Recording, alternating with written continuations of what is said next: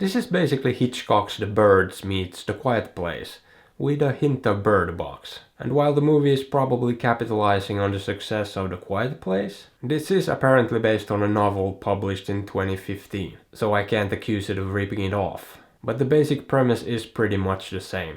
There's monsters that are drawn to sound, and the world is on the verge of collapse because of it. But it's pretty interesting how different of a take on the premise this is. First of all, the monsters look very different, and the backstory actually makes a little bit more sense to me. Not that it makes a whole lot of sense, but I guess it's not the most idiotic thing I've ever seen. Especially as far as horror movie premises goes, this one isn't completely bonkers. And like The Quiet Place, this one also follows a family. But very much like Bird Box, this one follows them as all the craziness starts to occur, and they have to get out of Dodge and try to stay safe, and find a place to hunker down. Oh, and just like The Quiet Place, the daughter is also deaf. So there's quite a few similarities here. But the story itself and how it unfolds is very different. And I will say this, The Quiet Place is a much better movie on pretty much every level. This one just screams cheap, and especially the CGI is very questionable. Sometimes it's acceptable, but sometimes it's just not good. And sometimes it's straight up terrible.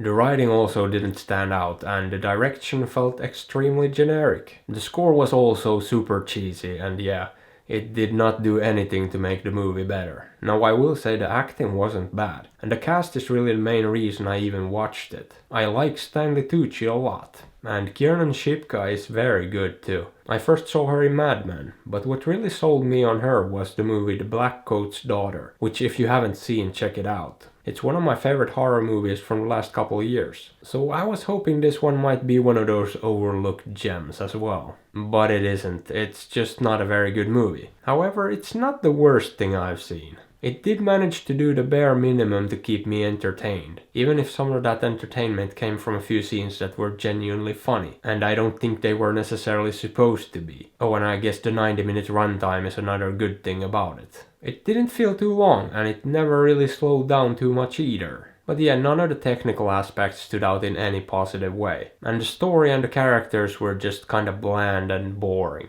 I mean, there's really no depth or complexity to any of it. It's all very straightforward, and even when they tried to throw in a curveball, it just fell flat. Without giving away too much, there's this other group of people. And that whole thing just felt forced and uninspired. And completely unnecessary too. They also didn't really utilize the fact that the daughter was deaf in any creative way at all. Other than the fact that the whole family knew sign language. So they could communicate silently. But even that they didn't really commit to. Because they still whispered for the most part in addition to the sign language. So what was the point of that part really? I'm not sure, but it felt a bit gimmicky. And not even a good gimmick either.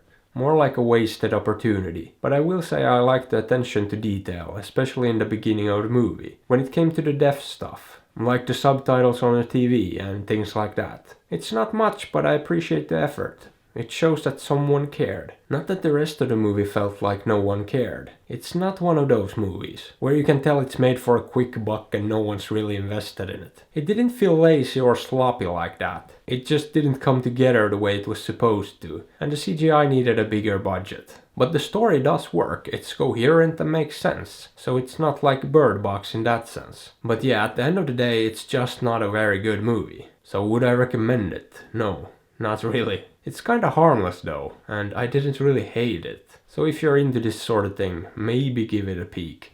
Or don't. I'm not your dad. But I am trying to sell out, so consider liking, subbing, hitting that bell and supporting me on Patreon. Because I really need to get myself a couple of guns and prepare myself for the end times. And hey, why not drop a comment below or check out another review? I'd appreciate it. Thanks.